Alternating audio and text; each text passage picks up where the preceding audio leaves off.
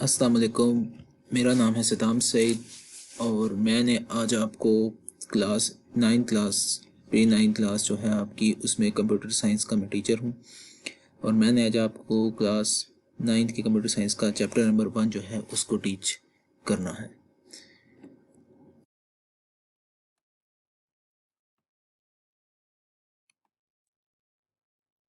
Chapter number 1 को अगर आप गौर से देखें तो चैप्टर नंबर 1 का जो हमारे पास नाम है वो है इंट्रोडक्शन टू कंप्यूटर। इस चैप्टर के अंदर हम इंट्रोडक्शन टू कंप्यूटर के बारे में थोड़ा सा मज़ीद पढ़ेंगे और इसके अंदर हम देखेंगे कि हमारे पास कौन कौन सी चीज़ें आती हैं और उसके अंदर हम क्या क्या चीज़ों को कवर करेंगे।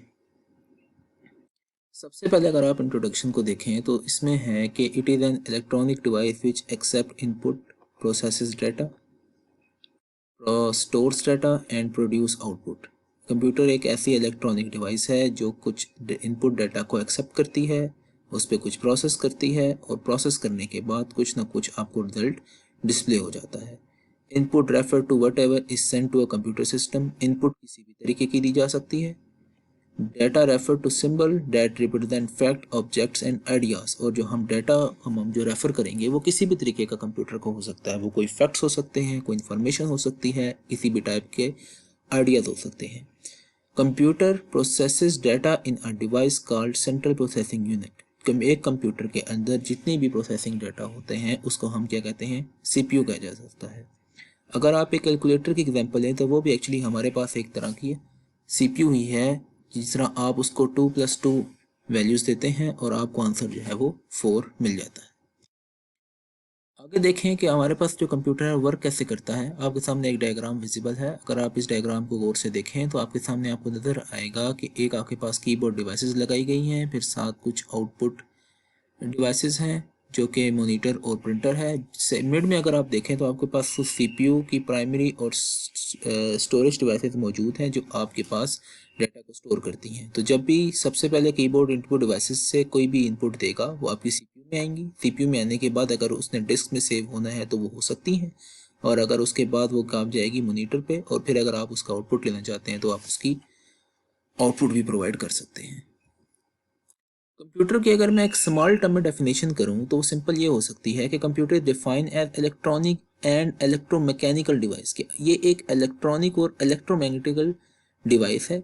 It intakes raw data. ये रॉ डाटा टेक्स करती है। रॉ मीन्स कोई भी किस्म का डाटा जिसमें आपके पास की डीवीडी के थ्रू हो सकता है, यूएसबी के थ्रू हो सकता है, और वो जो आपके पास डाटा वो किसी भी फॉर्मेट में हो सकता है, या वीडियो है, फाइल्स हैं, इमेजेस हैं, सॉन्ग्स हैं, अप टू सो ऑन।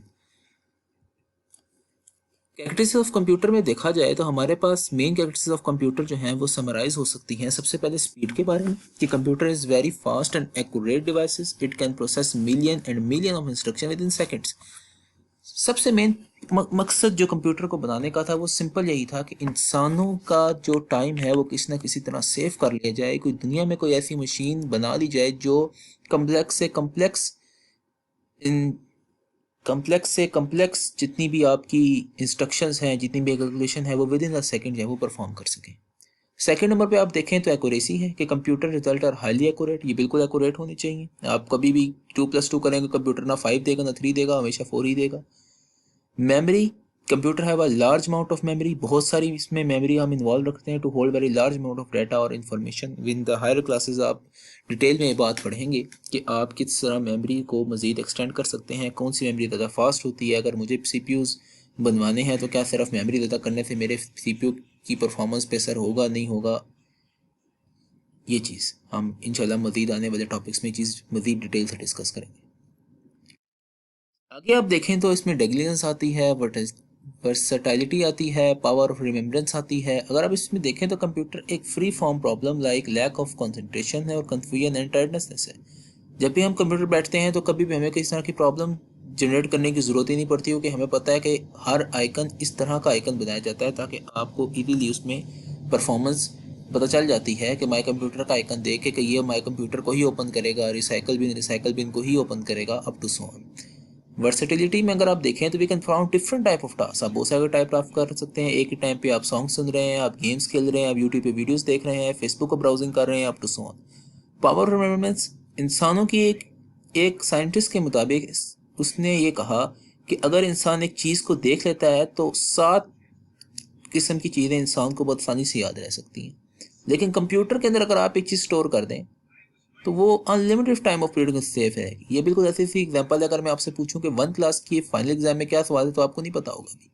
लेकिन यही चीज़ अगर कंप्यूटर में सेव है और उससे आप आज ही पूछेंगे तो आपको बता देगा कि ठीक है ये चीज़ उस टाइम पे आई थी। अब कंप्यूटर की कुछ टाइप्स के बारे में बात कर लेते हैं। बेसिकली 2 काइंड ऑफ कंप्यूटर्स हम पढ़ते हैं जो मैक्सिमम मिसयूज़ होता है आती हैं, उसमें एक एनालॉग है और एक डिजिटल है। हाइब्रिड कंप्यूटर टाइप्स में नहीं आते बल्कि ये इन दोनों की टाइप से मिल के बनाए गए हैं, और इसके अंदर क्या होता है इसका मज़ीद आगे डिटेल में जान। Analogue computer is a computer which is use to process along data. एक एनालॉग कंप्यूटर जो हैं वो क्या काम करते हैं कि ये ऐसे कंप्यूटर होते हैं जो कि एनालॉग डाटा को इनपुट लेके प्रोसेस करते हैं। एनालॉग डाटा क्या है? Analogue data store in a continuous form of physical quantities and perform calculation with the help of measures. कि एनालॉग डाटा आपके पास जो कंप्यूटर्स हैं वो जो आपके पास डाटा है वो फिजिकल क्वांटिटीज के अंदर मेजर की जाता है, जिस तरह आप वर्नियर कैलिपर और स्क्रू गेज के अंदर ये मेजरमेंट के मुताबिक आप अगर मेजर्स लेते हैं, अपनी कैलकुलेशंस लेते हैं तो उनको मेजर करने के लिए। It is quite different from digital computer. ये बिल्कुल डिफरेंट होते हैं डिजिटल कंप्यूटर के जरिए, which make use of symbolic number of represent result, और इसके जो रिजल्ट आते हैं वो भी एनालॉग मुताबिक आएंगे, डिजिटल की तरह नहीं आएंगे। Digital computer use discrete state. Discrete state means कि आपके पास जितने भी नंबर आएंगे वो एक स्पेसिफिक नंबर की बेस पे बात की हो जाए। अब binary digit computer uses digit and process data. आपके पास जो बाइनरी डिजिट कंप्यूटर हैं वो प्रोसेस डाटा करेंगे, विच इज एसेंशियली ना बाइनरी स्टेट। बाइनरी स्टेट होता है 0 और 1 की फॉर्म में। क्या आपके पास जितने भी कंप्यूटर की बैकएंड पे जो प्रोग्रामिंग होती है वो 0 और 1 की फॉर्म में होती है, लेकिन फ्रंट एंड जिस तरह अभी सामने आपके सामने एक वॉच बनी हुई है और उसमें आप देखें हर चीज़ आपको डिजिटल फॉर्म में मिलती है। अगर इसी को हम एनालॉग फॉर्म में कर देता तो जिस तरह आप एक क्लॉक की एग्जांपल ले लें, अगर आप घर में एक वॉल क्लॉक की एग्जांपल लें तो आपके सामने 1 2 3 up to so on number लिखे हुए हैं और आपको उनकी नीडल्स बता रही होती है कि इस टाइम ये टाइम हुआ है। लेकिन अगर आप हाथ वॉच को देखें तो वहाँ पे आपके पास लिखा आ रहा था 2:50 या 2:55, तो ये डिजिटल नंबर्स की बात होती है। तो ऐसे तमाम कंप्यूटर जिनमें नंबर की बात होती है उन्हें डिजिटल कंप्यूटर कहते हैं, और जिनमें दूसरी बात होती है उनको दूसरे एनालॉग कंप्यूटर्स जो है वो कहा जाता है। एग्जाम्पल में आप देखें तो पर्सनल कंप्यूटर और साइंटिफिक कैलकुलेटर एक्सेट्रा नजर है। हाइब्रिड कंप्यूटर दोनों को देखकर आप सबसे बेहतरीन एग्जांपल इसकी आपकी थर्मामीटर। आप डॉक्टर पास जाते हैं, डॉक्टर आपके पास कुछ डॉक्टर क्या काम करते हैं कि आपके उस इंस्ट्रूमेंट को आप के टंग के नीचे रखते हैं, और कुछ इंस्ट्रूमेंट में आपके सिर्फ अगर हेड पे रखा जाता है तो बता देते हैं। डिफरेंट टाइप की आपके पास ऐसी बहुत सारी एग्जांपल आती हैं जो हाइब्रिड में डिजिटल और एनालॉग दोनों को मिल के इस्तेमाल हो रही होती है। क्लासिफिकेशन की बात की जाए तो क्लासिफिकेशन हमारे पास 4 किस्म की होती है। पहली माइक्रो कंप्यूटर, दूसरी मिनी, तीसरी मेन फ्रेम और चौथी सुपर कंप्यूटर। आप एग्जाम्पल देख सकते हैं, चारों एग्जाम्पल आपके सामने जो है वो मेंशन है। अगर मैं माइक्रो कंप्यूटर की बात करता हूँ, माइक्रो कंप्यूटर आपके पास जो आ रहे हैं इसकी जो स्टोरेज है ये टेराबाइट्स तक होती है। टेराबाइट्स ये 1024 GB की अगर हम मेमोरी लें तो 1 टेराबाइट बनती है। आप बिलीव करें 1024 GB आपके आम मेमोरी कार्ड आपके फ़ोन में 16 GB 32 GB की सिंपल मेमोरी है। जनरल पर्पज़ में हम इस्तेमाल करते हैं। आपकी दुनिया में जितने भी तमाम लैपटॉप्स आपके स्मार्टफोन सारे माइक्रो कंप्यूटर की एग्जाम्पल्स हैं। मिनी कंप्यूटर को अगर आप देखें तो mini computer smaller than main frame. Main frame computers को मैं आगे डिस्कस करूंगा। मिनी कंप्यूटर जो होते हैं ये स्मॉल होते हैं मेन फ्रेम कंप्यूटर से, और लार्ज होते हैं माइक्रो कंप्यूटर से। अभी हमने पीछे स्लाइड में अगर आप देखें तो माइक्रो कंप्यूटर आपके पास स्मॉल है और मिनी कंप्यूटर जो आपके पास है वो उससे थोड़ा लार्ज है। It is cheap than mainframe computer, ये उससे सस्ते होते हैं। It storage is less than microcomputer, इनकी जो स्टोरेज है वो माइक्रो कंप्यूटर से कम होती है। अब कितनी कम होती है ये डिपेंड करता है कि आपने जो माइक्रो कंप्यूटर परचेज किया है उसके अंदर आपने उसमें कितनी मेमोरी को इन्वॉल्व रखा है। एग्जाम्पल आपके सामने डिफरेंट आ रही हैं। अपोलो कंप्यूटर्स हैं, डेटा जर्नल है, वैन लेबोरेटरीज और प्राइम कंप्यूटर्स।